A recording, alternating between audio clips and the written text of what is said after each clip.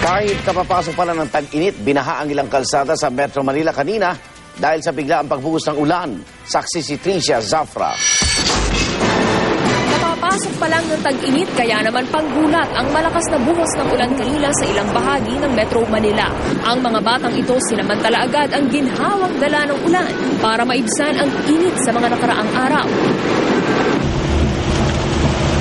Pero ang ulang pampawi sana sa tag-init, mabilis na nauwi sa perwisyo para sa ilang motorista. Sa ilang kalye, halos nag-zero visibility na. Mabilis ding nalubog sa baha ang ilang kalsada. Ang resulta, mabigat na trapiko. Paghupa ng tubig, eto si Mang Adolfo. Ibinabalik sa pwesto ang mga tindang halamang nagawa niyang ilipat nang abutin daw ng hanggang hitang taas na baha. Yung iba naman po, natanggal po. Yung iba? Hindi yun, hinaya ko na lang po siya ng... Nandiyan lang po sa isang tabi.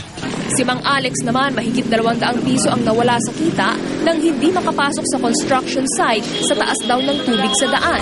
Nangihinayang naman, madam. Wala lang magagawa eh. Nandiyan na yan. Kasi kahit gusto namin pumasok, marumi kasi yung tubig eh.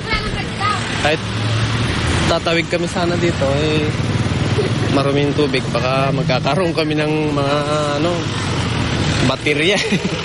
Si Romar naman, napurnada ang pagpasa sana niya ng mga papeles na hinihingi ng kumpanya kung saan siya nag-a-apply. Kaya, tanong niya ngayon, ba't biglang umulan? Ang init-init eh. Dapat summer ngayon, di ba?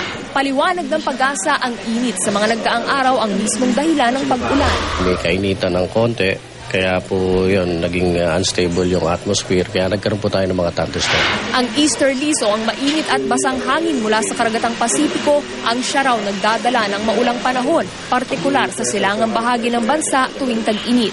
Umakyat din daw ang lokasyon ng ridge of high pressure mula sa pwesto nito sa Luzon na humaharang sana sa easterlies.